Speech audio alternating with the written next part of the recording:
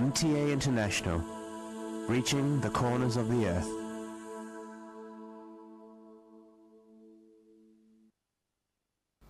صلی علی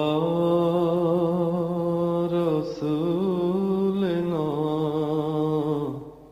صلی علی محمد صلی علی نبینا صلی علی محمد صلی علی کریمنا صلی علی محمد صلی علی حبیبنا صلی علی محمد صلی علی امامنا صلی علی محمد صلی علی نبینا صلی علی محمد صلی علی رسولنا صلی علی محمد صلی علی شفیعنا صلی علی محمد صلی علی کریمنا صلی علی محمد صلی علی حبیبنا صلی علی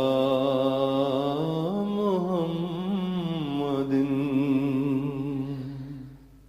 صلی علی امامنا صلی علی محمد صلی علی رحیمنا صلی علی محمد صلی علی نبینا صلی علی محمد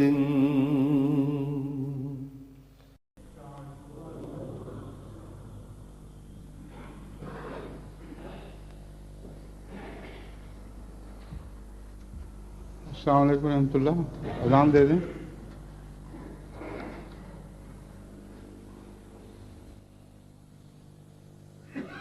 اللہ اکبر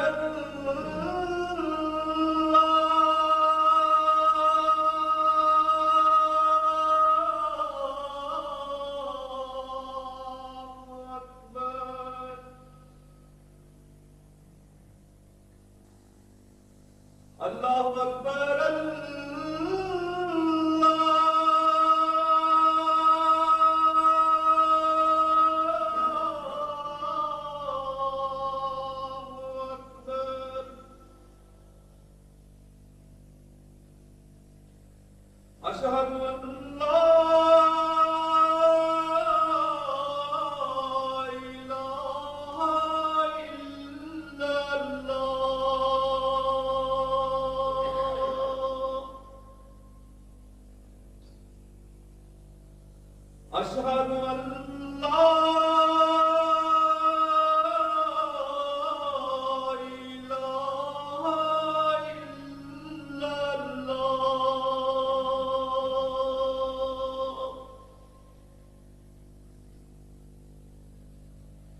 أشهد أن محمدا رسول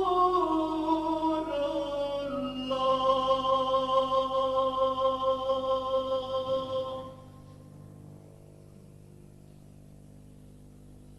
أشهد أن محمدا رسول الله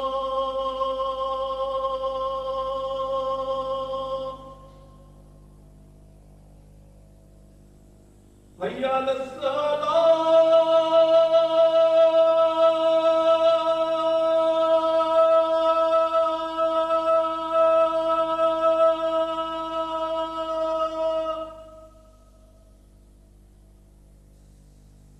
حي على الصلاة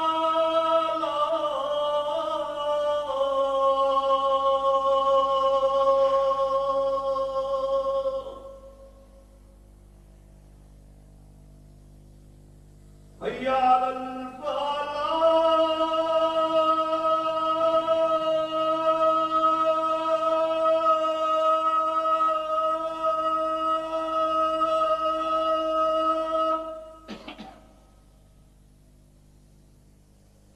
حي على الفلاح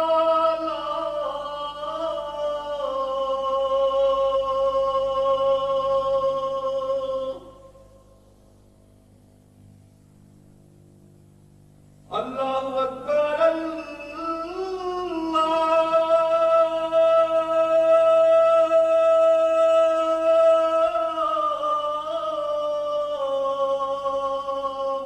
أكبر لا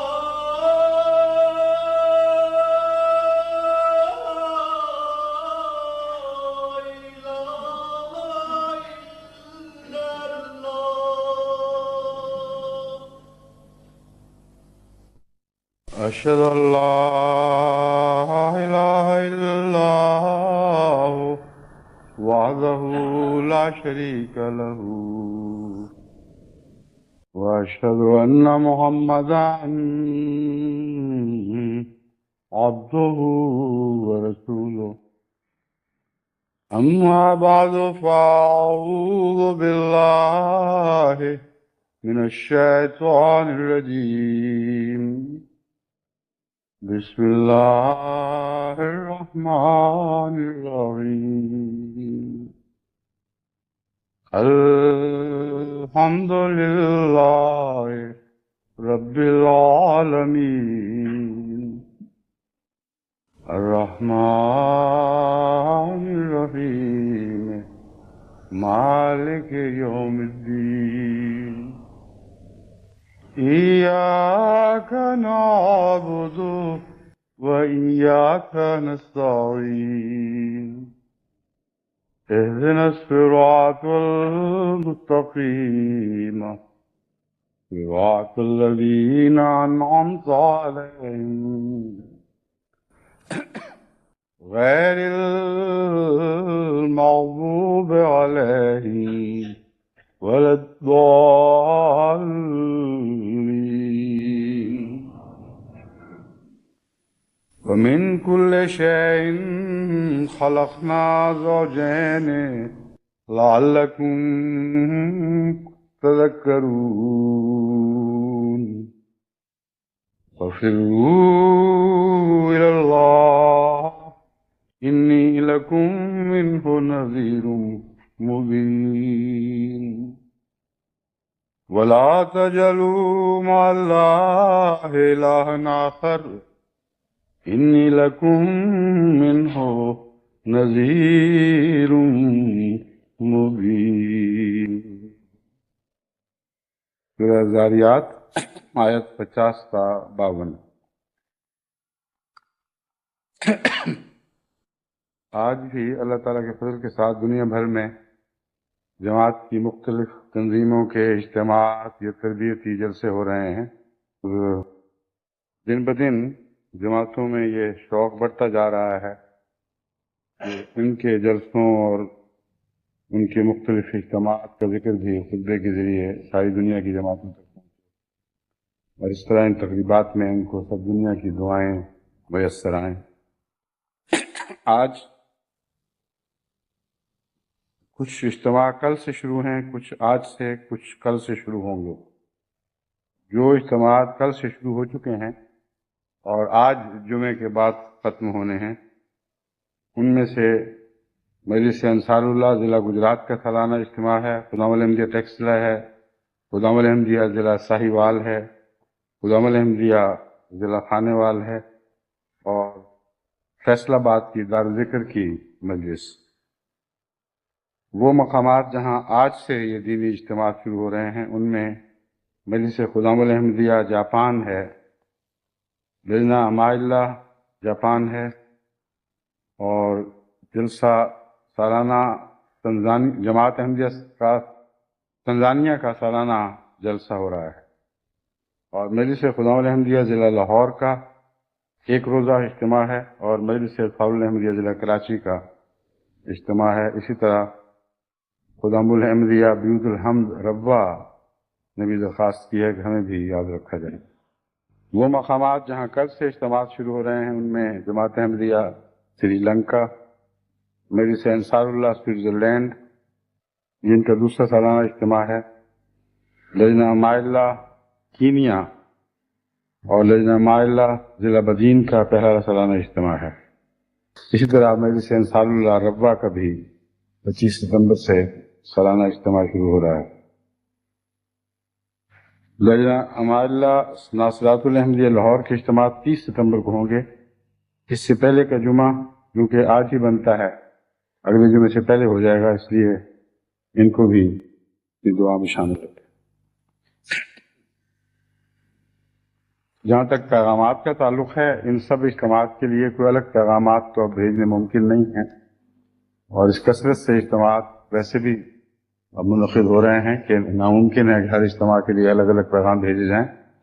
خطبہ جمعہ ساری جماعت کے لیے پیغام ہوتا ہے، اور تمام ذیلی تنظیمیں اس میں شامل ہوتی ہیں۔ پہلے خطبات کی نصیحتوں پر عمل کر لیں، اور نصیحتیں ختم ہو چکی ہوں تو پھر آپ کا حق ہے اور مانگیں، لیکن پہلی ختم نہ ہوئی ہوں اور مزید کے مطالبے شروع ہوں، یہ درست نہیں ہے۔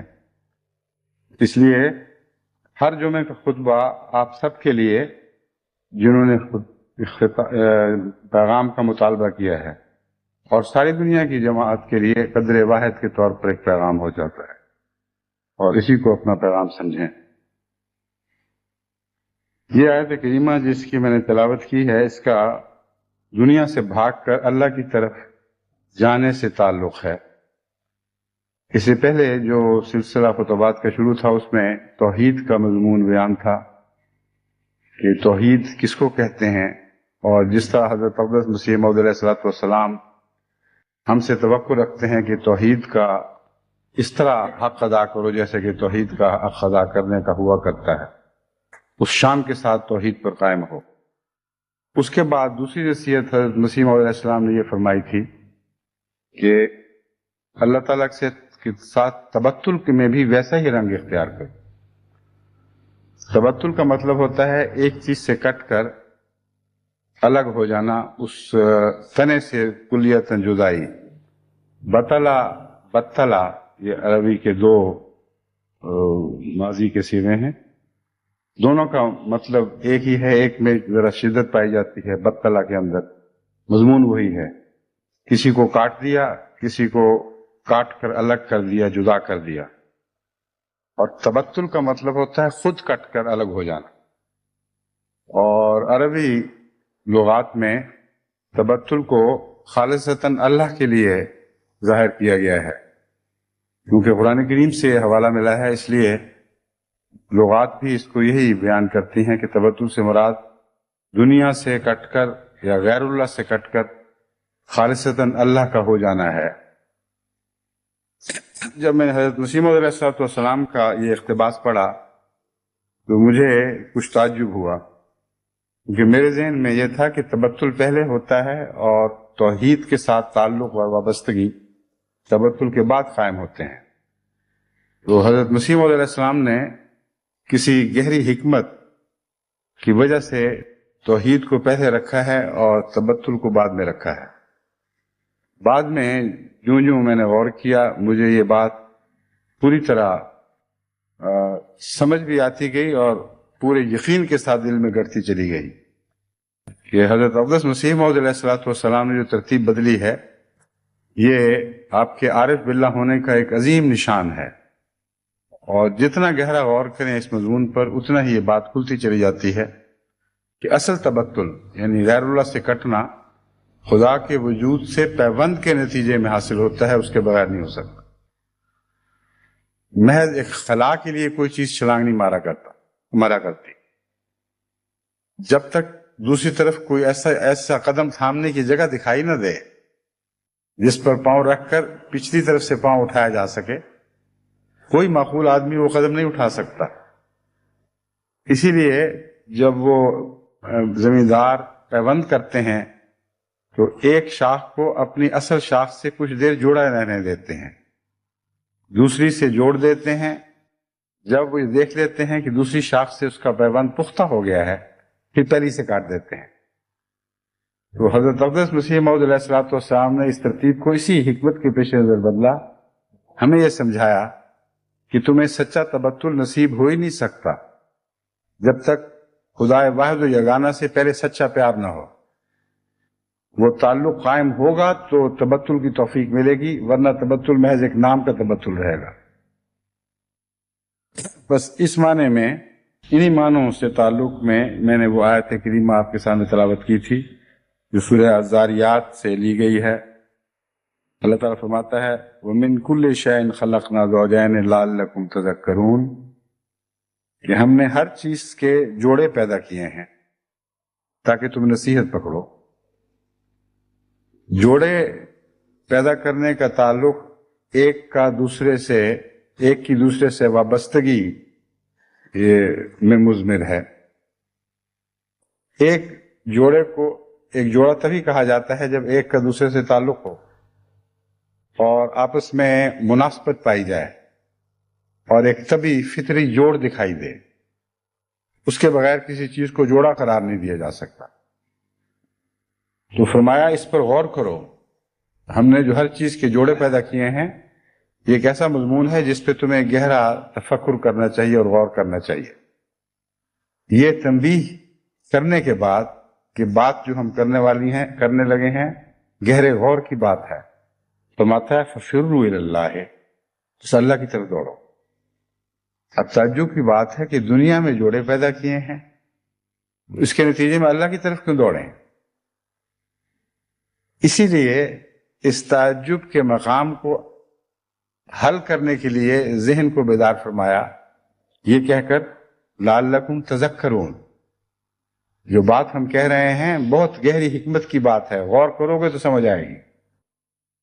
جس طرح دنیا میں جوڑے ہیں اسی طرح روح کے لیے ایک جوڑا ہے جو اللہ ہے، اس کے سوا اور کوئی جوڑا نہیں ہے۔ اگر دنیا میں تم بدکتے رہو گے اور دنیا میں اس روح کے لیے ایک تعلق کا جوڑا تلاش کرو گے تو تمہیں کچھ نصیب نہیں ہوگا اور تمہارے حصے میں ناکامی اور نامرادی لکھی جائے گی، کیونکہ روح کو بالآخر خدا سے تعلق باندھنے کے لیے پیدا کیا گیا ہے۔ پس فرمایا فَفِرُّوا إِلَى اللَّهِ، تمہاری روحوں کا حقیقی جوڑا تو اللہ ہے، اس کی طرف دوڑو۔ انی لکم منہ نذیر مبین، میں تمہیں اس کی طرف سے کھلا کھلا ڈرا رہا ہوں۔ یعنی حضرت صلی اللہ علیہ وآلہ وسلم کو ارشاد ہے کہ اعلان کر دو کہ تمہیں ڈرا رہا ہوں، باقی سب جوڑے دھوکے کے جوڑے ہیں، ان میں کچھ بھی حقیقت نہیں۔ اپنی روح کو ان سے پیوستہ کر دو گے تو تمہارا نقصان کا سودا ہوگا۔ بس خدا کی طرف بلانے کے لیے ڈرانے کا مضمون بہت ہی عمدہ مضمون ہے اور یہی تبتل ہے۔ فرار کا تعلق بھی خوف سے ہے۔ فرمایا کہ باقی چیزیں ایسی ہیں کہ ان سے تعلق رکھو گے تو مقام خوف ہے، تم مارے جاؤ گے۔ بس اس مضمون کو سمجھ کر اس کی طرف دوڑو جو حقیقت میں تمہارا آخری اور ابدی جوڑا ہے، یعنی اللہ تعالیٰ کی ذات۔ اس مضمون کو مزید کھولتے ہوئے فرمایا وَلَا تَجْعَلُوا مَعَ اللَّهِ إِلَٰهًا آخَرَ، الہ معبود کے لیے بھی آتا ہے اور ہر اس ذات کے لیے جس کے ساتھ انسان کو ایک فطری تعلق پیدا ہو جائے اور وہ تعلق اتنا بڑھ جائے کہ دوسرے تعلقات پر غالب آ جائے۔ بس اس مضمون پر سے بھی پردہ اٹھا دیا کہ ہم دنیا میں جو دوسرے تعلق رکھتے ہیں، کیا یہ اس آیت کے منافی تو نہیں کہ فروا الی اللہ ہے؟ کیا یہ اس آیت کی نافرمانی میں تو ایسا نہیں کرتے کہ ہم تمہیں اللہ سے ڈرا رہے ہیں، اصل تمہارا آخری جوڑا اللہ ہی ہے، اسی کی طرف دوڑو۔ فرمایا وَلَا تَجْعَلُوا مَعَ اللَّهِ إِلَٰهًا آخَرَ، مراد یہ ہے کہ اللہ کی محبت پر کسی اور کی محبت کو غالب نہ رہنے دیں۔ وہی اصل ہے، اس کے بعد جتنے تعلقات ہیں وہ ثانوی ہو جاتے ہیں، ان کی کوئی حقیقت نہیں رہتی۔ اور پہچان یہ ہے کہ جب اس تعلق سے وہ تعلق ٹکراتے ہیں تو وہ ٹوٹتے ہیں اور یہ تعلق قائم رہتا ہے۔ اسی کے سامنے سر جھکاؤ اور کسی اور کے سامنے سر نہ جھکاؤ۔ اس کا مطلب یہ تو نہیں کہ اطاعت کسی کی نہ کرو۔ اللہ تعالیٰ فرماتا ہے ماں باپ کی بھی اطاعت کرو، اولو الامر کی بھی اطاعت کرو، اور بھی بہت سی اطاعتوں کے حکم ہیں۔ حضرت صلی اللہ علیہ وآلہ وسلم نے فرمایا کہ میں جس کو امیر مقرر کرتا ہوں اس کی اطاعت کرو، اگر اس کی اطاعت نہیں کرو گے تو میری بھی نہیں کرو گے۔ سر جھکانے کے مختلف مفاہیم ہیں، مختلف مضمون ہیں۔ ان مضامین اور ان مفہوموں میں ہم لوگ ایک دوسرے کے سامنے سر جھکاتے ہیں، مگر اس سر جھکانے کے وقت ہماری نیتیں ہمیں کیا بتا رہی ہوتی ہیں، یہ امر ہے جو دراصل یہ فیصلہ کرتا ہے کہ ہم نے کسی اور کو اپنا معبود بنایا ہے یا نہیں بنایا۔ اگر سر جھکاتے ہیں اللہ تعالیٰ کی خاطر یا اس یقین کے ساتھ کہ یہ عزت کے دنیا کے رشتے ہیں اور انسان ایک دوسرے پر سے تعاون پر مجبور ہے، اس پہلو سے ہم کسی کی اطاعت کر رہے ہیں، مگر جب یہ اطاعت خدا تعالیٰ سے ٹکرائے گی تو پھر اس اطاعت کے کوئی معنی نہیں رہیں گے۔ اسی طرح محبت کی باتیں ہیں، ایک انسان کو اپنے ماں باپ سے بھی پیار ہے، اپنے بچوں سے بھی پیار ہے، اپنے دوستوں سے بھی پیار ہے، بیوی سے پیار ہے۔ یہ سب پیار اپنی ذات میں اس آیت کے مضمون کے منافی نہیں ہے کہ ہم نے ہر چیز کا ایک جوڑا پیدا کیا ہے، لیکن تمہارا اصل حقیقی جوڑا اللہ کی ذات ہے۔ فَفِرُّوا إِلَى اللَّهِ، بس اللہ کی طرف دوڑو۔ اس وقت تک یہ منافی نہیں ہے جب تک خدا کا تعلق ان سب تعلقات پر غالب آ جاتا ہے، غالب رہتا ہے۔ یعنی اگر خدا کا تعلق ایک طرف ہو اور بیوی کی محبت دوسری طرف، تو خدا کا تعلق قائم رہے اور بیوی کی محبت ٹوٹ جائے یا اس پہلو سے مغلوب ہو جائے۔ بچوں کا تعلق جب خدا کے تعلق سے ٹکرائے تو بچوں کے تعلق چور جو ہو جائیں لیکن خدا کا تعلق قائم رہے۔ اسی طرح یہ موازنہ زندگی کے ہر تعلق کے وقت اپنا سر اٹھاتا ہے اور ہمارا امتحان لیتا ہے۔ ہر موازنے کے وقت ہماری توحید آزمائی جاتی ہے اور ہمارا فرار الی اللہ آزمایا جاتا ہے۔ اس وقت فروا الی اللہ کا مضمون بتاتا ہے کہ ایک بے چینی کی کیفیت ہوگی، یعنی ایک دوسرا معنی اس فرار کے لفظ میں پیدا ہو جاتا ہے۔ ہم کسی تعلق والے سے اس لیے منہ موڑ رہے ہیں کہ خدا کا تعلق یہی تقاضا کر رہا ہے۔ اس وقت یقیناً حالت اضطراب ہوتی ہے، اور اضطراب کے وقت انسان کسی پناہ کو ڈھونڈتا ہے، کسی سکون کی جگہ کی تلاش کرتا ہے۔ فرمایا فَفِرُّوا إِلَى اللَّهِ، جس کی خاطر تم نے یہ تعلق توڑا ہے یا اس تعلق پر خدا کو ترجیح دی ہے، تمہیں امن بھی اسی کی ذات میں نصیب ہوگا اور وہیں تمہیں سکینت قلب میسر آئے گی۔ بس دوڑ کر اس سکینت کے مقام کی طرف آؤ۔ بس ہر آزمائش کے وقت خدا کی طرف حرکت میں ایک تیزی پیدا ہو جاتی ہے۔ ہر خوف سے بچنے کے لیے انسان خدا کی طرف پہلے سے زیادہ تیزی سے دوڑتا ہے۔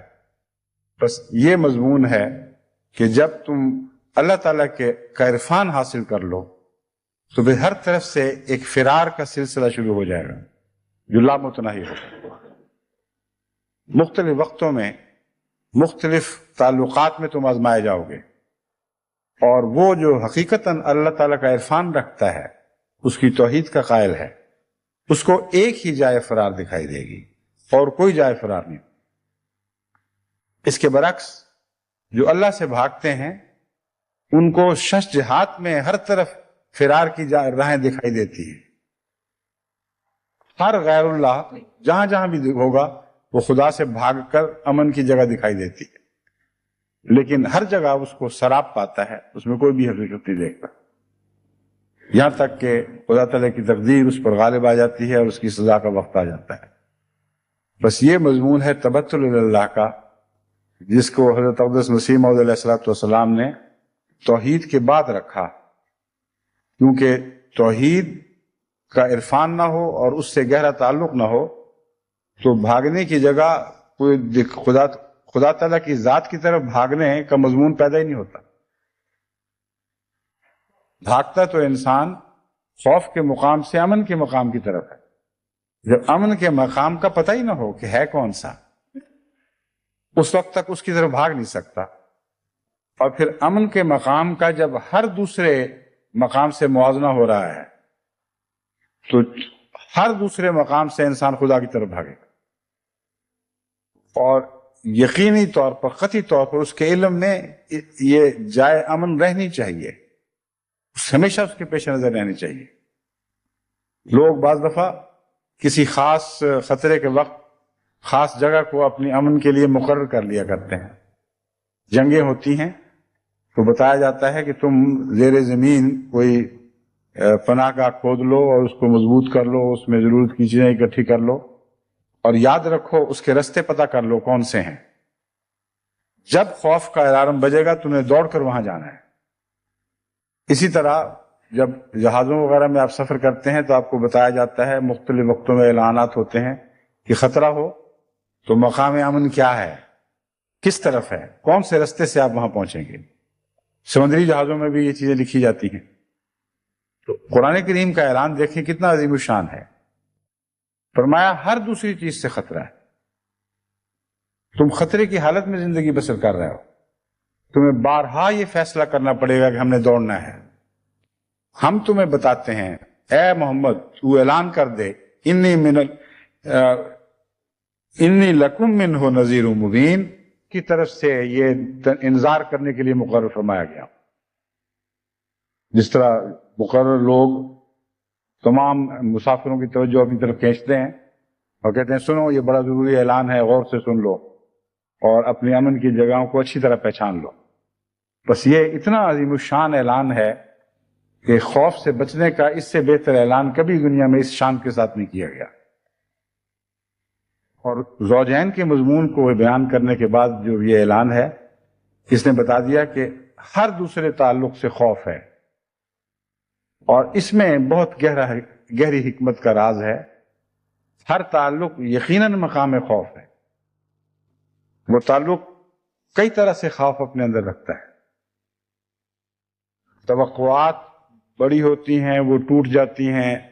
توقعات فرضی ہوتی ہیں، ان میں کوئی حقیقت نہیں ہوتی. دوسرے تعلقات کے نتیجے میں تعلقات بگڑ جاتے ہیں. بے وفائیاں ہیں جو رستے میں حائل ہوتی ہیں. قضاء و قدر کے عوامل ہیں جو ان تعلقات کو توڑ لیتے ہیں اور انسان کا کچھ نہیں رہتا. بس اگر کسی ایک تعلق سے وابستگی ایسی ہو کہ گویا وہی آخری تعلق ہے تو ایسے انسان کے مقدر میں نامرادی کے سوا کچھ بھی نہیں رہتا. بچوں سے تعلق بعض ماؤں کو ہوتا ہے، اتنا بڑھ جاتا ہے کہ بچے مر جائیں تو پاگل ہونے لگتے. بعضوں کے اوپر تو ایسی آزمائش آتی ہے کہ ایک ہی بچہ ہے وہ مر جاتا ہے، لیکن اس میں توحید پر قائم ماں اور شرک کی طرف مائل ماں کے رد عمل میں زمین آسمان کا فرق ہوتا ہے. میں نے خود ایسی مائیں دیکھی ہیں جن کا ایک ہی بچہ مر گیا، لیکن عظیم حوصلہ ان کو اللہ تعالیٰ کی طرف سے عطا ہوا ہے. فرو الی اللہ انہوں نے ضرور کیا ہے، دنیا سے تعلق کم ضرور ہوا ہے. دنیا کے تعلق بے حقیقت دکھائی دیے ان کو، اور زیادہ خدا کی طرف مائل ہو گئیں، زیادہ دعا گو، زیادہ تہجد گزار، ذکر الہی میں ہمیشہ تھمتن مصروف رہنے لگیں. لیکن بے چینی اور بے قراری جس طرح شرک کی طرف مائل عورتوں میں ہوتی ہے وہ ان میں نہیں پائی گئی. اب شرک کی طرف مائل ہونا بھی ایک درجہ بدرجہ مضمون ہے. یہ مراد تو نہیں ہے کہ ہر ماں اپنے بچے کے غم میں پاگل ہو رہی ہو تو ضرور مشرک ہے. بعض دفعہ وقتی طور پر ایک غم دبا لیتا ہے لیکن پھر جلدی ایسی مائیں سمجھ جاتی ہیں، لیکن بعض ہیں جو روگ لگا بیٹھتی ہمیشہ ہمیشہ کے لیے، اور کچھ رہتا ہی نہیں ان کے لیے. تو مراد یہ ہے کہ ان کی جائے فرار تو وہ بچہ تھا جہاں جو ان کا اصل زوج تھا، وہ نہ رہا تو کوئی جائے فرار نہ رہی. لیکن یہ آیت ہمیں بتا رہی ہے کہ ہر ایسے موقع پر جب غیروں سے تعلق ٹوٹیں گے، خواہ ان کی طرف سے ٹوٹیں یا حادثات کے نتیجے میں ٹوٹیں یا تمہاری غلط امنگوں اور وابستگیوں کے توقعات کے نتیجے میں ٹوٹیں، تو یاد رکھو مومن کے لیے ہمیشہ ایک ہی جائے پناہ ہے، وہ اللہ ہے. ففروا الی اللہ، بس اللہ کی طرف دوڑو. بس تبتل کے مضمون کی ہر تفصیل اس آیت کریمہ میں بیان ہو گئی، اور بنیادی نقطہ یہی ہے کہ امن کی جگہ کا علم نہ ہو، اس سے تعلق نہ ہو، یہ یقین نہ ہو کہ یہاں امن ضرور نصیب ہوگا، تو پھر فرار کا مضمون پیدا ہی نہیں ہوتا. بس حضرت اقدس مسیح موعود علیہ السلام کی اس تحریر میں جو ترتیب بدلی ہوئی میں نے دیکھی، ابتدا میں اپنی جہالت کی وجہ سے کچھ تعجب ہوا، لیکن جتنا میں نے اس مضمون پر غور ہوا میں حیرت کے سمندر میں ڈوبتا چلا گیا. عجیب عرفان ہے، اللہ تعالیٰ کی خاص شان ہے، انبیاء کو نصیب ہوتا ہے ایسا عرفان، اور اس کے بغیر یہ باتیں قلم سے نکل نہیں سکتی، زبان پر جاری نہیں ہو سکتی. بس حضرت مسیح موعود علیہ السلام کے کلام کو عزت اور وقار کی نظر سے دیکھو اور غور سے اس کا مطالعہ کرو تو پتہ چلے گا کہ قرآن کریم اور احادیث کے عظیم الشان عرفان کے سمندر ہیں جو حضرت مسیح علیہ السلام کی تحریر کے کوزوں میں بند ہیں. اسی ضمن میں ایک حدیث حضرت صلی اللہ علیہ وسلم کی پیش کرتا ہوں. حضور صلی اللہ علیہ وسلم نے بہت کم دوسرے شعراء کو پسند فرمایا ہے، ان کے شعر پر کوئی داد دی ہے. کئی ایسے خوش نصیب شعراء ضرور ہیں جن کے قصائد پر حضرت صلی اللہ علیہ وسلم نے خوشنودی کا اظہار فرمایا.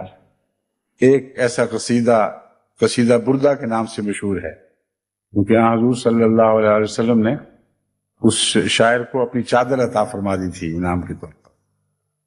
لیکن ایک ایسا شعر ہے جس کے متعلق حضور نے فرمایا کہ کبھی کسی شاعر نے، جتنے بھی شعر کہنے والے، کبھی کسی شاعر نے اس سے زیادہ سچی بات نہیں، بے اختیار آپ کے دل سے یہ داد اٹھی ہے.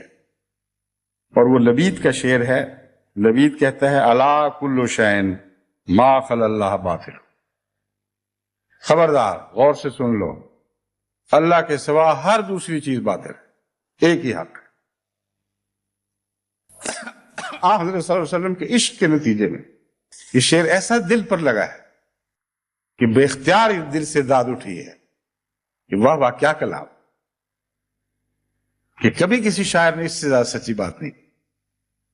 اور یہ اللہ کا کے سوا ہر چیز کا باطل ہو جانا، یہی فرار کی طرف آپ کو مائل کرتی ہے. یہ بات ایک ہی وجود رہ جائے گا، باقی کچھ نہیں رہے گا.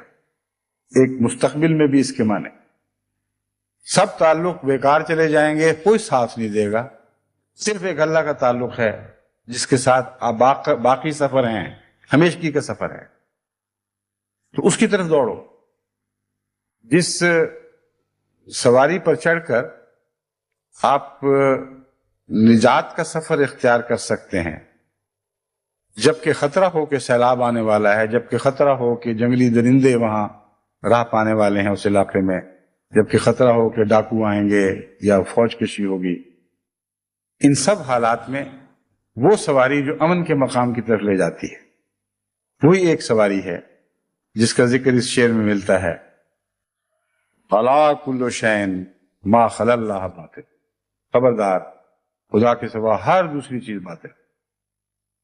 تو یہ چونکہ ایک گہرا عارفانہ مضمون تھا، اس لیے حضرت اقدس محمد رسول اللہ صلی اللہ علیہ وسلم نے اس پر ایسی داد دی جیسی کبھی کسی شاعر کو داد نہیں دی گئی.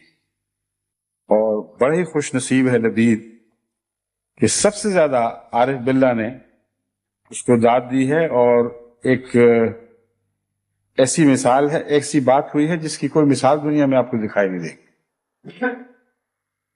ہو سکتا ہے اگر دوسرے انبیاء نے بھی بعض شعراء کو داد دی ہو، مگر رسول اکرم صلی اللہ علیہ وآلہ وسلم سے بڑھ کر صاحب عرفان اور صاحب ذوق انسان متصور ہی نہیں ہو سکتا۔ یہ دونوں باتیں قطعی ہیں۔ اللہ کا جیسا عرفان حضرت صلی اللہ علیہ وآلہ وسلم کو نصیب ہوا، یہ آپ کے فرار الی اللہ سے ثابت ہو، بالکل ظاہر و باہر ہے۔ اور جس کے ذوق نے خدا کو چن لیا ہو محبت کے لیے، اس سے بہتر ذوق ہو نہیں سکتا۔ تو سب سے زیادہ عارف باللہ اور سب سے زیادہ صاحب ذوق انسان، جس پر وہ کلام نازل ہوا جس سے زیادہ فصیح و بلیغ کلام اور کوئی نہیں تھا، جس کو خود کلام پر وہ قدرت نصیب ہوئی کہ تمام اہل علم پکار اٹھے کہ رسول اکرم صلی اللہ علیہ وآلہ وسلم افصح العرب بعد کلام اللہ، بعد کتاب اللہ، کہ کتاب اللہ کے بعد سب سے زیادہ فصیح و بلیغ انسان حضرت اقدس محمد رسول اللہ صلی اللہ علیہ وآلہ وسلم تھے۔ اس پر آپ نے داد دی ہے لبید کو ایک شعر پر۔ میں تو جب یہ پڑھا میں سر دھننے لگا اس بات پر، کیا شان ہے لبید کی، بغے بغے لئی ہے لبید کہ محمد رسول اللہ سے داد پا رہا ہے۔ لیکن یہ شعر ہے ہی ایسا، کیسا پیارا کلام ہے۔ اللہ کل شیء ما خلا اللہ باطل ہو۔ اب میں احادیث کی طرف پھر دوبارہ واپس آؤں گا انشاءاللہ۔ اس ضمن میں چند اور آیات میں آپ کے سامنے رکھنا چاہتا ہوں جن میں یہی مضمون مختلف طرح سے بدل بدل کر پیش کیا گیا ہے، کبھی ایک پہلو سے کبھی دوسرے پہلو سے۔ اور اگرچہ اس مضمون پر بہت سی اور آیات بھی ہیں، لیکن چونکہ ایک دو خطبات میں اس کو میرا سمیٹنے کا ارادہ تھا، اس لیے سارا مواد نہیں بلکہ چند آیات نمونے کے لیے دی ہیں۔ فرماتا ہے یا ایھا الانسان انک کادح الی ربک کدحا فملاقیہ فاما من اوتی کتابہ بیمینہ فسوف یحاسب حسابا یسیرا وینقلب الی اہلہ مسرورا واما من اوتی کتابہ وراء ظہرہ فسوف یدعو ثبورا ویصلی سعیرا۔ سورہ الانشقاق آیات 7 سے 13۔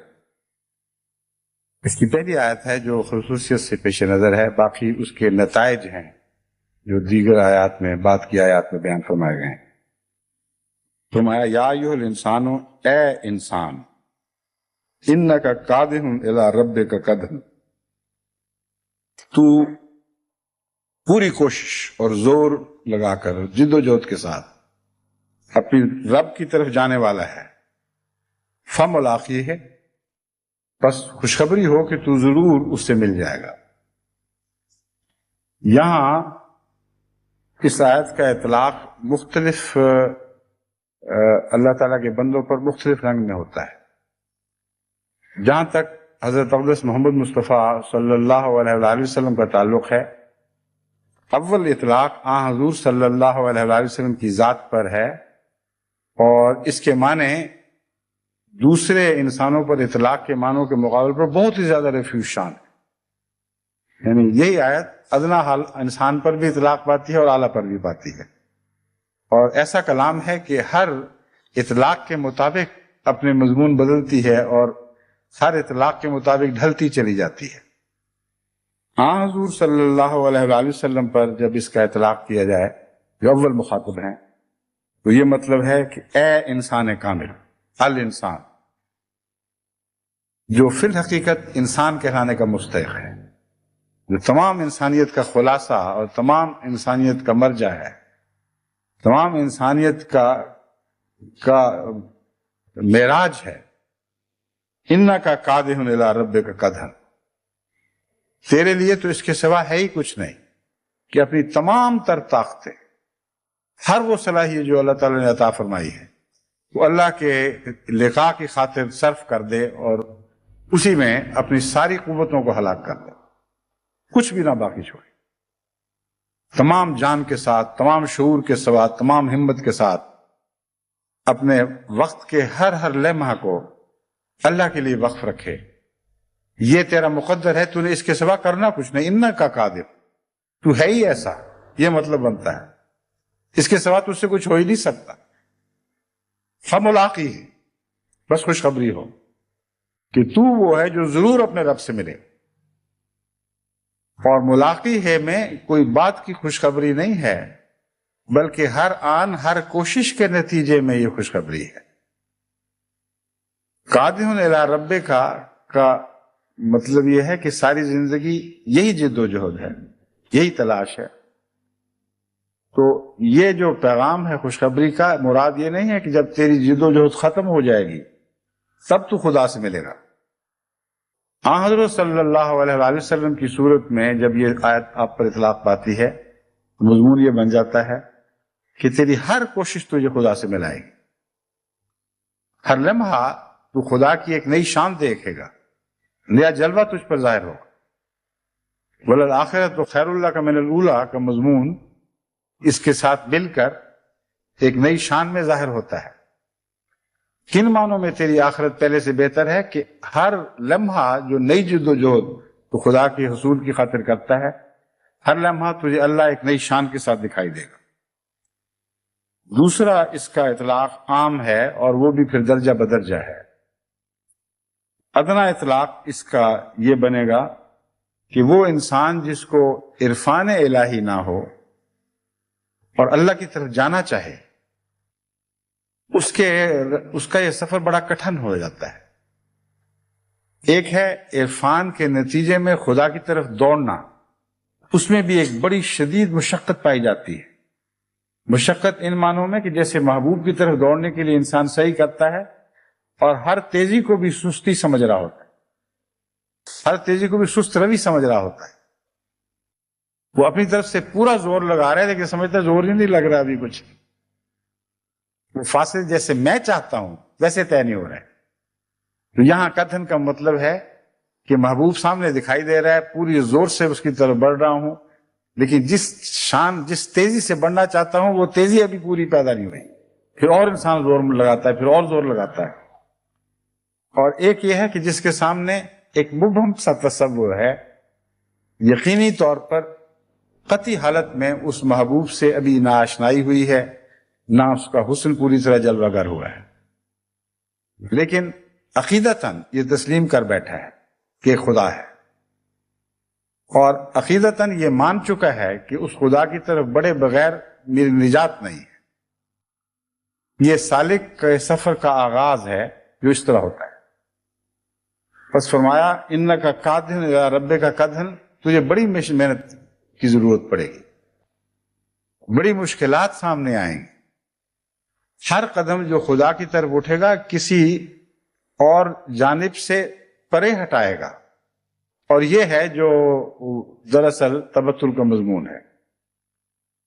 ایک سمت سے جب ایک قدم دوسری سمت میں اٹھتا ہے تو ہر قدم پر ایک منزل دور ہو رہی ہے اور دوسری منزل قریب ہو رہی ہے.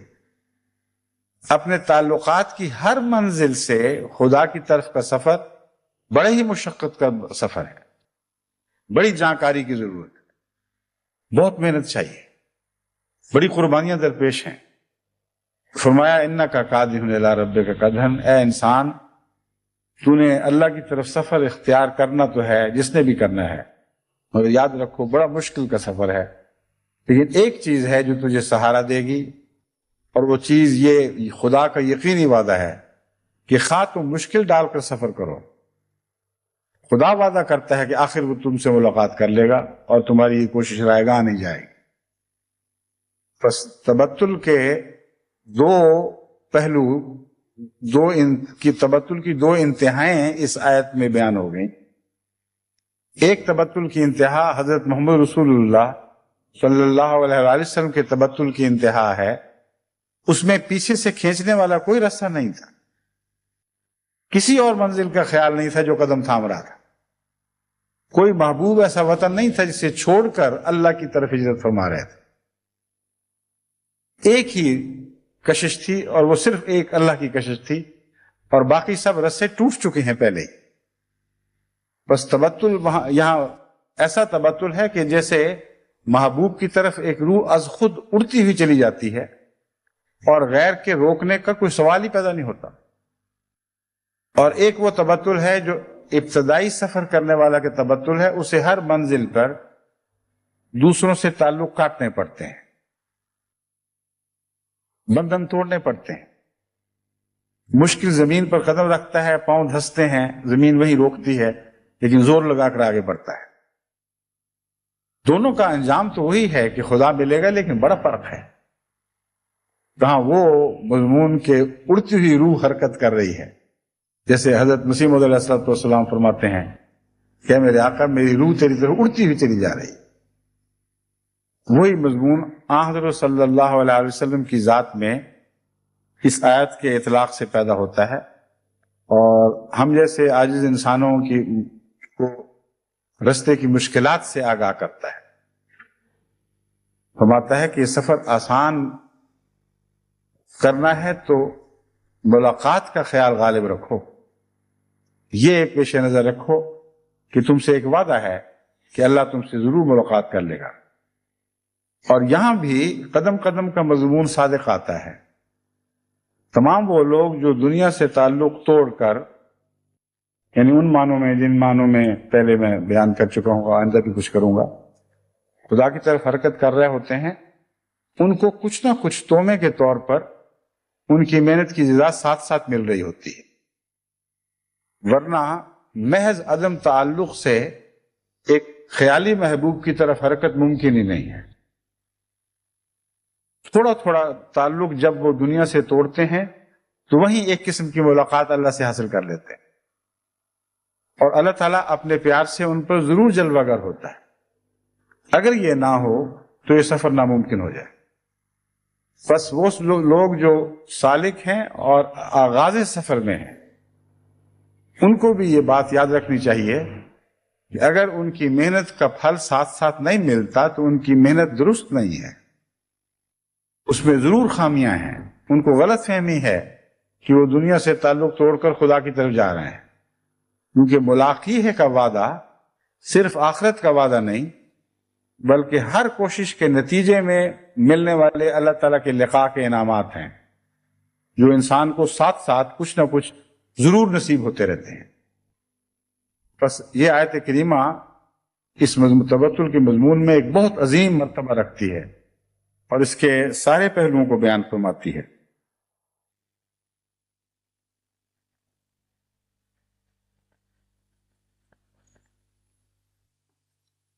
پھر سورہ الانعام میں آیت 15-16 میں اللہ تعالیٰ فرماتا ہے قُلْ أَغَيْرَ اللَّهِ أَتَّخِذُ وَلِيًّا فَاطِرِ السَّمَاوَاتِ وَالْأَرْضِ وَهُوَ يُطْعِمُ وَلَا يُطْعَمُ قُلْ إِنِّي أُمِرْتُ أَنْ أَكُونَ أَوَّلَ مَنْ أَسْلَمَ وَلَا تَكُونَنَّ مِنَ الْمُشْرِكِينَ قُلْ إِنِّي أَخَافُ إِنْ عَصَيْتُ رَبِّي عَذَابَ يَوْمٍ عَظِيمٍ۔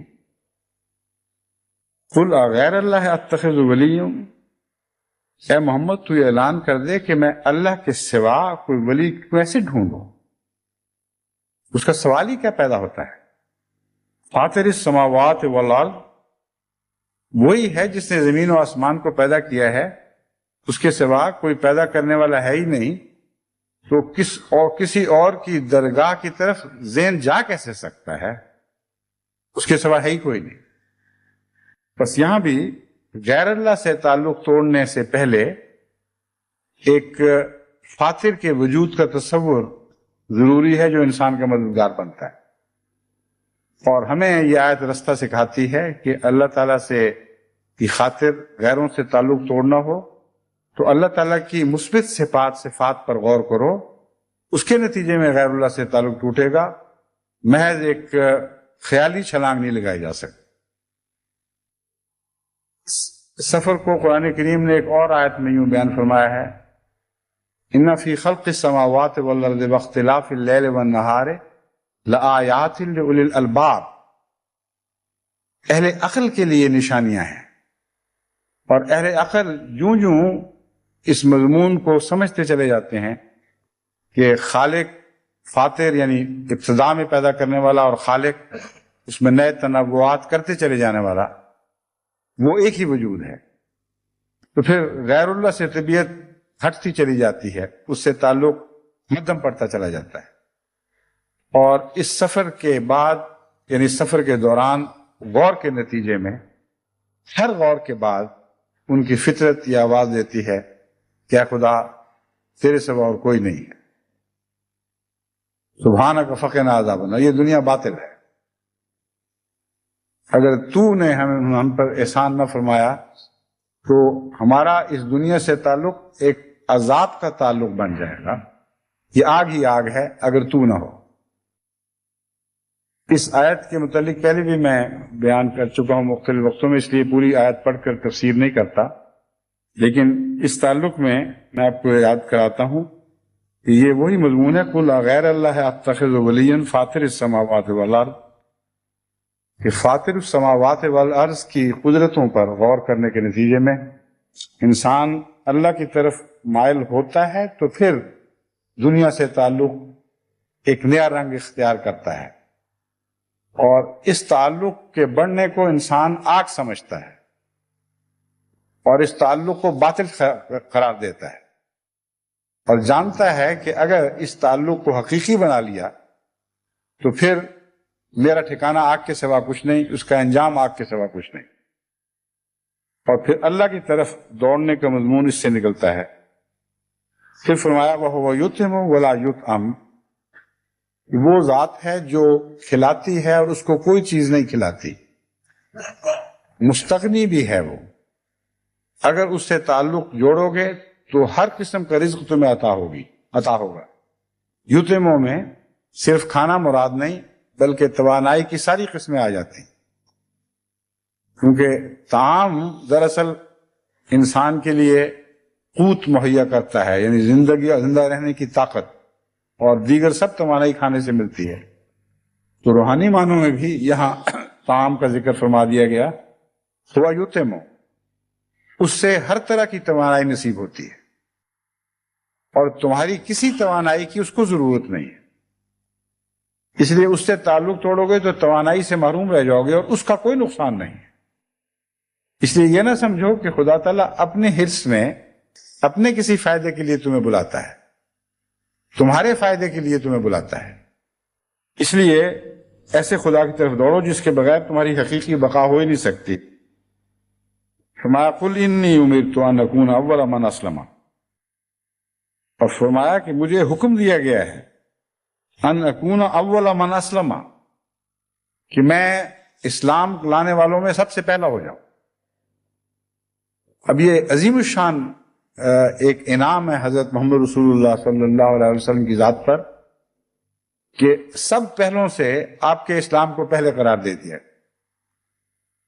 یہاں اول زمانی نہیں ہے، کیونکہ اس سے پہلے قرآن کریم میں ملتا ہے کہ جب اللہ تعالیٰ نے ابراہیم سے فرمایا اسلم قال اسلمت لرب العالمین، اے ابراہیم اسلام لے آ، یعنی خدا کے سپرد ہو جا، تو کہا میں تو ہو چکا اے اللہ، میں تو پہلے سے ہو چکا ہوں۔ تو زمانے کے لحاظ سے ہزاروں برس پہلے تھے حضور صلی اللہ علیہ وسلم سے، لیکن اس کے باوجود فرمایا مجھے حکم دیا گیا، مراد یہ ہے کہ خدا کے نزدیک میں پہلا ہوں، لا متناہی زمانہ ما قبل گزر چکا ہو تب بھی اللہ جانتا ہے کہ مجھ سے اول اور کوئی نہیں ہے اسلام میں، اور حکم دیا ہے تو بیان کیا ہے، ورنہ کہ بیان بھی نہ فرماتے شاید۔ طبیعت میں ایسا انکسار تھا کہ اپنے باطنی حسن کو مجبوری کے سوا خود کھول کر ظاہر نہیں فرمایا کرتا، بعض باتوں کا حکم دیا گیا ہے۔ انی امرت ان اکون اول من اسلم، اب ان اکونا کے بعد اسلام نہیں لائے پہلے، یاد رکھیں اچھی طرح اس مضمون کو، یہ نہ سمجھیں کہ مراد ہے کہ جب خدا نے حکم دیا تب میں سب سے پہلے اسلام لے آیا۔ خدا کے حکم دینے سے پہلے جب تک یہ آیت نازل نہیں ہوئی رسول اللہ علیہ وسلم کی کیا حالت تھی، اور وہ اول ہو کیسے گیا اگر بعد میں اسلام لائے؟ یہاں حکم سے مراد ہے کہ خدا نے مجھے حکم دیا ہے کہ تو ہی ہے، اور اس کا اعلان کر، دنیا کو بتا دے کہ تجھ سے بڑھ کر کوئی اسلام لانے والا نہیں ہے۔ وَلَا تَكُونَنَّ مِنَ الْمُشْرِكِينَ، اور مشرکین میں سے نہ ہو۔ اب اس بقیہ آیت کے حصے نے تو اس راز سے خوب پردہ اٹھا دیا کہ پہلی دفعہ کچھ کرنے کا حکم نہیں ہے، بلکہ آپ کی حالت جاریہ کا ذکر ہے۔ حضرت صلی اللہ علیہ وآلہ وسلم کس لمحہ مشرک ہوئے تھے جو یہ حکم تھا کہ مشرکوں میں سے نہ ہو؟ کون سا ثانیہ آپ پر ایسا گزرا تھا کہ جب آپ خدا کے حضور ہر وقت حاضر نہیں تھے، اسلام کی حالت میں نہیں تھے؟ تو آیت کے دوسرے حصے نے بتا دیا کہ کوئی تازہ حکم نہیں ہے، بلکہ آپ کی ایک جاری اور ساری ہمیشہ باقی رہنے والی حالت کا تعارف کروایا جا رہا ہے۔ جیسے کبھی آپ نے شرک نہیں کیا، ویسے ہمیشہ سے آپ مسلمان ہی تھے۔ اور یہاں لا تکونن من المشرکین میں دراصل خدا تعالیٰ کی طرف سے یہ اعلان ہے کہ سب سے زیادہ اس آیت کے مصداق کہ شرک نہیں کرنا اور اسے پورا کرنے والے محمد رسول اللہ صلی اللہ علیہ وسلم۔ یعنی ایک دفعہ ایک جگہ امر ہے، حکم کہ یوں کرو، دوسری جگہ مناہی ہے، یوں نہ کرو۔ بظاہر دونوں وقتی طور پر ہدایات ہیں، لیکن دونوں مضامین ثابت ہو کر رہے ہیں کہ حضور صلی اللہ علیہ وآلہ وسلم کی ابدی طور پر جاری و ساری حالت کا نام ہے شرک نہ کرنا اور اسلام لے آنا۔ بس باقیوں کے لیے نمونے کے طور پر آپ کی ذات کو پیش فرمایا گیا ہے۔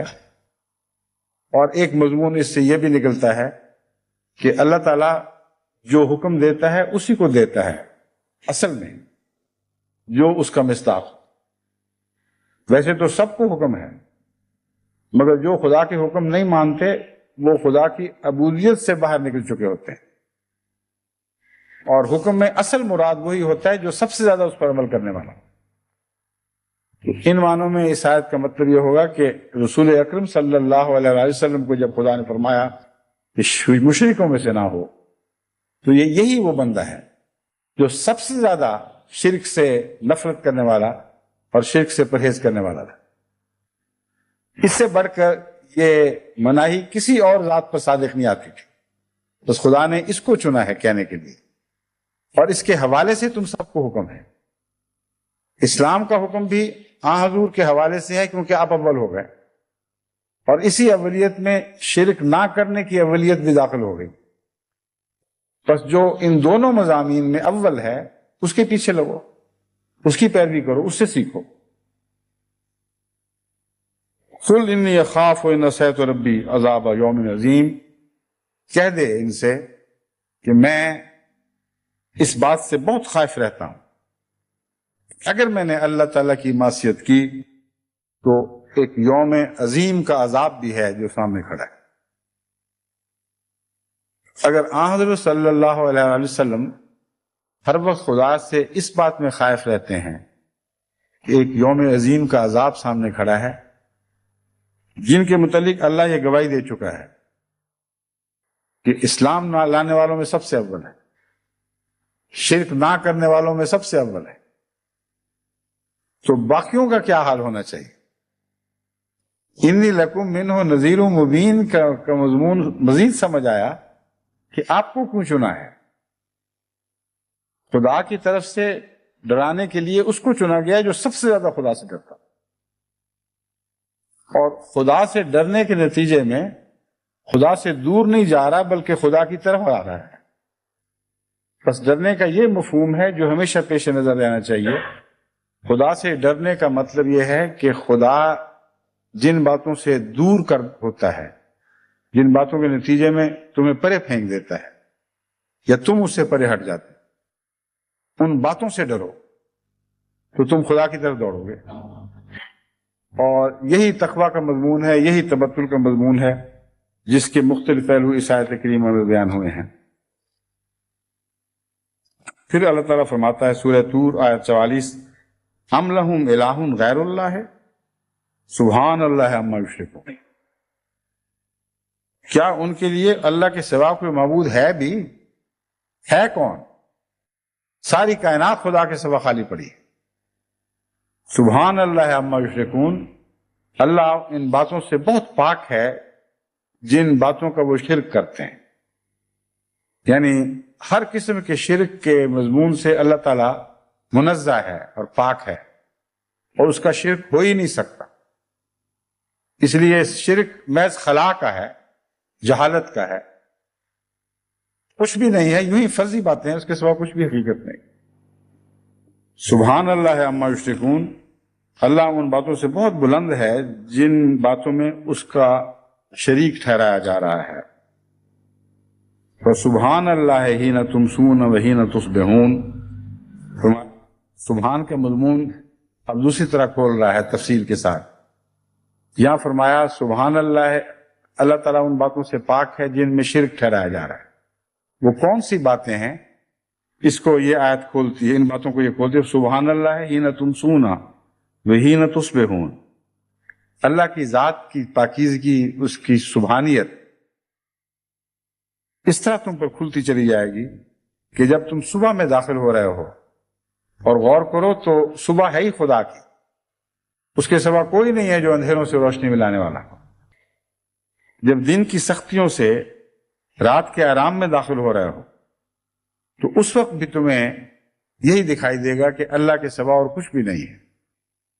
وحین تظہرون، اور جب تم ظہر کے وقت قیلولہ کرتے ہو یا دھوپ کی سختی سے درختوں کے سائے میں آتے ہو یا دن کی سردی سے دوپہر کی دھوپ میں آرام پاتے ہو، ہر حالت میں تمہیں یہ دکھائی دے گا کہ وہ جو فاتر ہے اسی کی ذات میں پناہ ہے، اسی کے نے پناہ کا نظام پیدا فرمایا ہے، اسی کا قانون ہے جو صبح بھی جاری ہے اور شام کو بھی جاری ہے اور دوپہر کو بھی جاری ہے.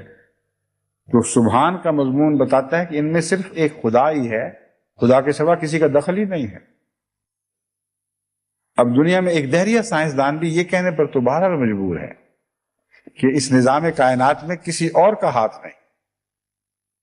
وہ یہ کہتے ہیں کہ اللہ کا بھی نہیں، لیکن اس کا جھوٹ تو بالبداہت واضح ہے.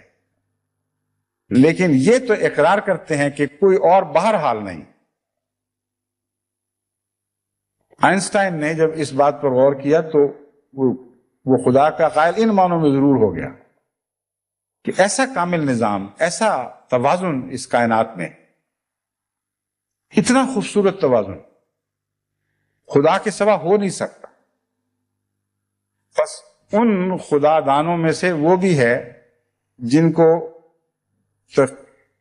دن اور رات پر غور کرنے کے نتیجے میں کچھ خدا کے متعلق اتنا سا علم تو ضرور ہو گیا کہ اس کا ایک پیدا کرنے والا ضرور ہونا چاہیے. لیکن آئنسٹائن نے یہ نہیں کہا کہ پیدا کرنے والا صرف یہاں نہیں ٹھہرا، وہ یہ جانتا ہے کہ اس کو مینٹین کرنے والا بھی ہے، کیونکہ پیدا کر کے بھول جانے والا تو ضامن نہیں ہے اس بات کا کہ آئندہ یہ نظام اسی طرح جاری رہے.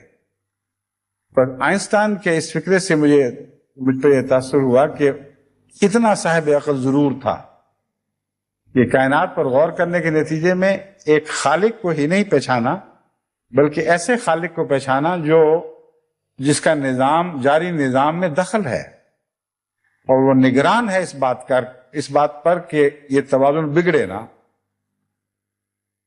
تو اللہ تعالیٰ کی طرف تبتل کائنات پر غور کے نتیجے میں بھی ہو سکتا ہے، لیکن ضروری نہیں کہ غور کے نتیجے میں تبتل نصیب ہو. جب تک فطرت سے یہ آواز بلند نہ ہو کہ ہاں اے خالق ہم نے تو یہ پہچان لیا، تیرے سوا کوئی نہیں، اس وقت تک یہ خدا کی ہستی کا یقین ایک معمولی سا عقل کی نشاندہی کرنے والا مضمون تو ہے. یعنی یقین اس بات کی نشاندہی تو کرتا ہے کہ صاحب عقل ہے، لیکن ان اولو الالباب میں داخل نہیں ہے جو اگلا قدم پھر اٹھاتے ہیں اور اس کائنات سے ہٹ کر اس کے ورا جو ہستی ہے جس نے سب کچھ پیدا کیا ہے اس کی طرف ان کی توجہ مائل ہوتی ہے. یہ وہ لوگ ہیں جو اولو الایمان ہوں، جن کا صاحب ایمان ہونا ضروری.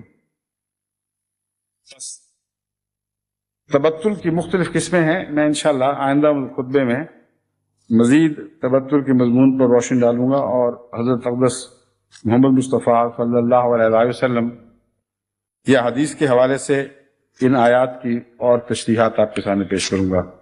اب چونکہ وقت ختم ہو رہا ہے اس لیے اجازت چاہتا ہوں.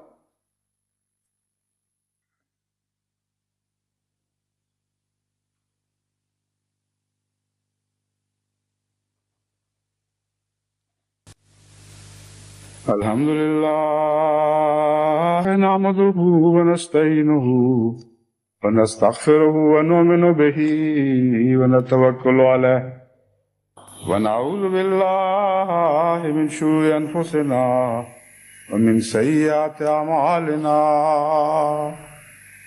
من يهده الله فلا مضل له ومن يضلله فلا هادي له ونشهد أن لا إله إلا الله وحده لا شريك له ونشهد أن محمدا عبده ورسوله عباد الله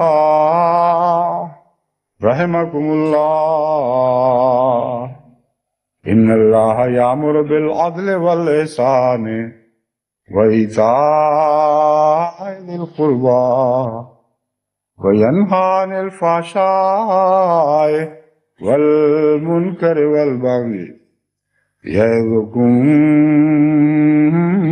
لعلكم تذكرون اذكروا الله يذكركم وادعوه يستجب لكم ولذكر الله أكبر.